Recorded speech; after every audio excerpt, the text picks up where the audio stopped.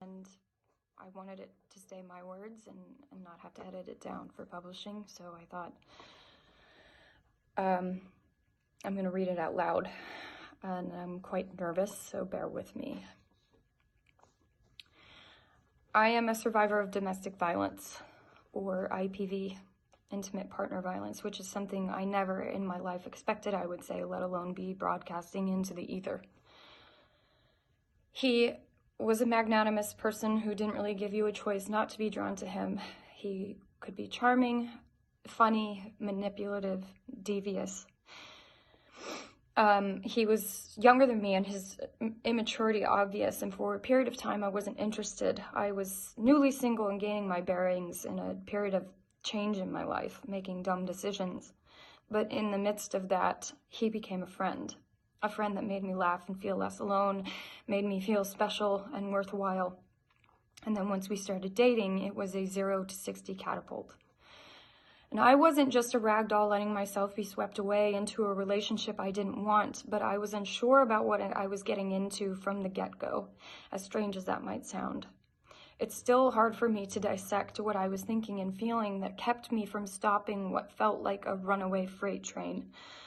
But the most logical deduction I've come up with is I was a child from a nonviolent but broken home. And the ways in which the effects of my parents' divorce manifested in me were varied, but sheer terror of a failed relationship in my own life was one of them. I also hadn't figured out that I could say no and disappoint someone and still be okay. It didn't matter that I had misgivings whether or not he was the one. At the time, it felt very good how much he coveted me, how much he seemed to treasure who I was. He loved me. I thought I loved him. And I was going to make it work. The abuse was not violent at first. At first, it reared its head at me under the guise of common dysfunction coming from his insecurity and depression. He confided in me the tragedies he had experienced, the injustices and insecurities he had been dealt. It was all very real and easy to sympathize with, making it alarmingly easy to excuse when the damaged man that I felt for became too wounded to control himself. There was a lot of jealousy. He was snooping on devices. He was angry when I spoke to another man. I had to change clothes often before we went out because he didn't want people looking at me. On a birthday I spent working, I was criticized because I had to dance with a coworker. Work in general was a touchy subject. He didn't want me ever kissing or even having flirtatious scenes with men, which was very hard for me to avoid. So I began turning down auditions, job offers, test deals, friendships, because I didn't want to hurt him. None of that registered as abuse, because I was worried about how he felt at that point, to even comprehend how it affected me. In retrospect, I see that each red flag followed a very clear path on the way to things becoming violent, because violence is so often preceded by mental, emotional, verbal, and psychological abuse, which are all very sneaky things. It started about 5 months after our relationship began, and the violence escalated just as quickly as the relationship had. So quickly, I didn't know how to respond. The first time it happened, he threw a smoothie at my face. It smacked my cheek and exploded all over the floor and the sofa. I ran to grab paper towels, rushing back because I was so worried about cleaning the couch. Then the fact that it was all over my face, my hair, my clothes, and that my cheek was painfully throbbing. I was more worried about the furniture than I was about the fact that I had just been abused. It wouldn't be easy to describe in detail the physical arguments that occurred more and more after that. It's hard to even articulate. Not just because of the anger and the pain that surfaces, but because the memories feel like they took place on a different planet where I was breathing different air and witnessing a macabre secret I could never tell anyone I had seen. It had to be secret, for shame, for fear of more attacks, for reluctance to actually admit any of it was happening. The stark truth is, I learned what it felt like to be pinned down and slapped repeatedly, punched so hard the wind was knocked out of me, dragged by my hair across pavement, head-butted, pinched till my skin broke, shoved into a wall so hard the drywall broke, choked. I learned to lock myself in rooms, but quickly stopped because the door was inevitably broken down. I learned not to value any of my property, replaceable and irreplaceable. I learned not to value myself. Most vividly, I remember how the arguments would usually end. There would always be a click of reality snapping back into place when he would see what he had done, and a wave of guilt would wash over him. And I imagine in some subconscious effort to wash the both of us clean after what had just happened, he would carry me and put me in an empty bathtub, turn the faucet on, and leave me while he gathered himself, and I would sit in the tub as the water inched up my body, surveying the damage. Insert the typical abuser's apology speech here. He'd kneel next to the tub crying self-hating tears with me. He never made me feel like he thought I deserved the beating, which I guess eased my mind. And in turn, I still held on to the sympathy and the empathy I felt for his brokenness he admitted to having. His apologies were heartfelt and effective in getting us back to sanity and a semblance of a loving relationship. But deep down, I never believed he would change.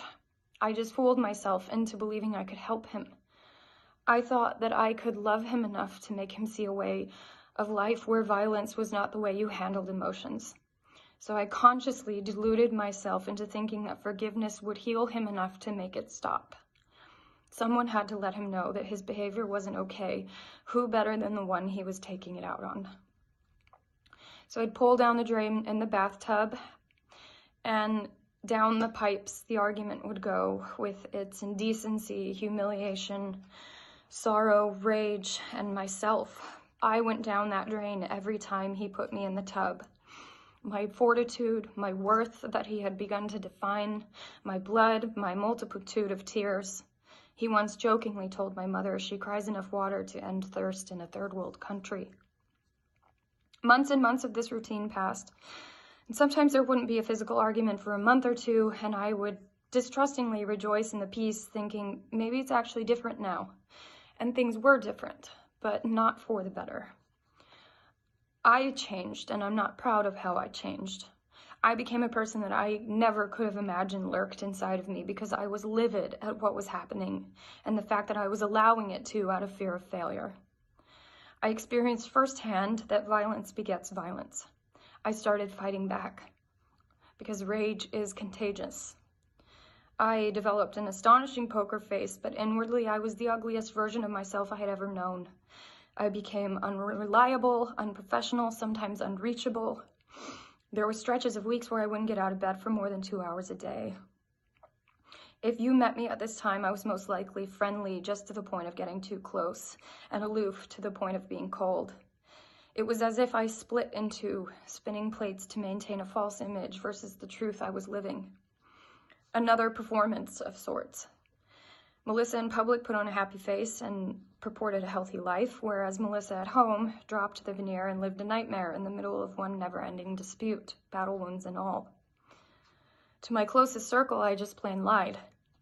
I made up stories of how bruises and scratches were born. I did this at photo shoots, at work, with my family, all to shield myself from my own burgeoning anger, protect myself from more arguments, and of course, to protect him. I knew how he was treating me was wrong, but I thought the consequences he would suffer if I exposed his behavior outweighed suffering through it. And then he threw something at my face again, only this time it was significantly worse. It was a blow to my face with his iPhone. The impact tore my iris, nearly ruptured my eyeball, lacerated my skin, and broke my nose. My left eye swelled shut. I had a fat lip. Blood was coursing down my face, and I can remember immediately screaming at the top of my lungs. The next morning, I was due to work on reshoots for a film. After it happened, complete stillness blanketed the room. We panicked. He put me in the bath time, but this time that wouldn't be enough. This wasn't going to be easy to hide, let alone fix, and something inside of me broke. This was too far.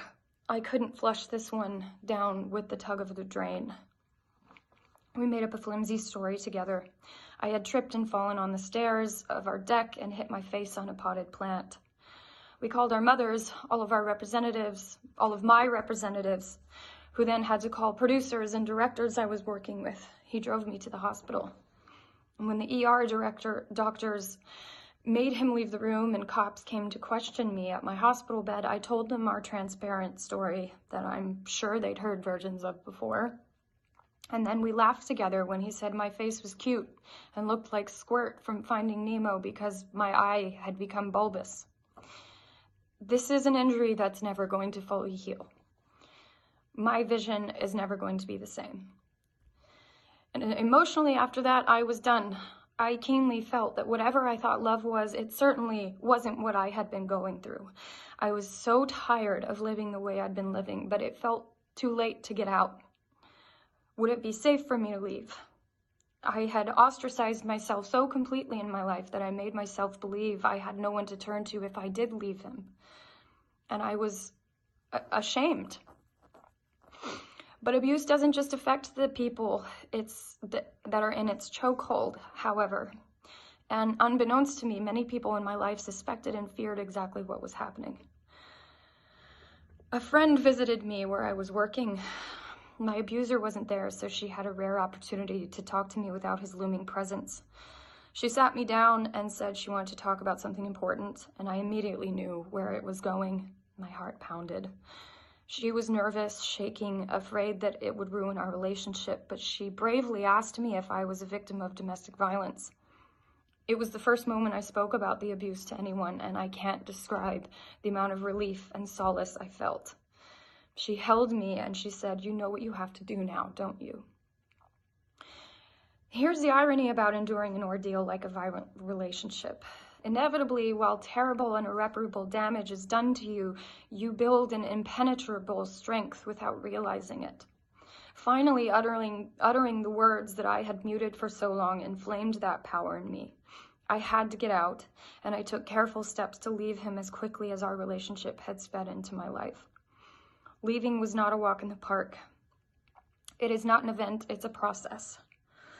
I felt complicated feelings of guilt for leaving and for hurting someone I had protected for so long, and yes, mournful feelings of leaving something that was so familiar.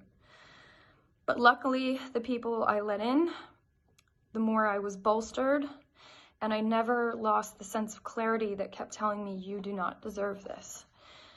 None of this is salacious news. It was my reality. What I went through caused a tectonic shift in my outlook on life.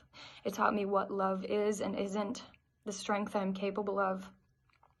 The violence I endured and yes, even tolerated, the lies I told, the protection I gave my abuser, these facets all paint the dark and sinister portrait of that time of my life.